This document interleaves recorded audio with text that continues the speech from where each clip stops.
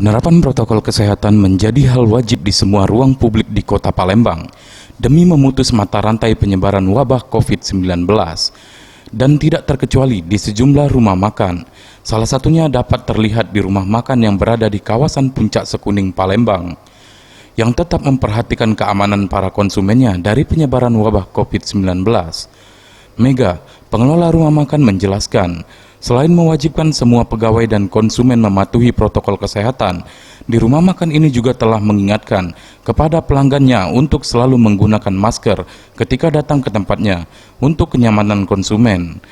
Penerapan protokol kesehatan di rumah makan ini sudah dimulai bahkan sebelum Maret 2020. Mbak Mega, untuk penerapan protokol kesehatan di rumah makan ini gimana, Mbak? Ini udah diterapin seperti kayak jaga jarak, sebelum makan itu cuci tangan. Terus di sini kalau untuk makan ini satu mejanya hanya minimal 2 orang, nggak boleh maksimal lebih dari 2. Untuk Ya. penerapan protokol tentang jaga jarak sudah dilakukan, Mbak, ya? Sudah. Itu sejak kapan, Mbak, sudah dimulai berlakukannya, Mbak? Sejak ada COVID ini sudah diterapin. Sudah diterapin, Mbak.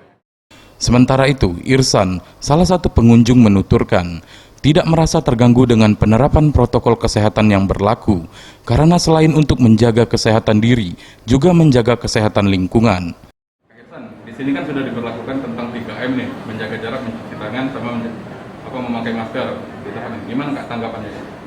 Ya, menurut saya sih lebih bagus ada terapan dari pemerintah kan, biar kan kita menjaga kesehatan kan, biar kita sehat kan.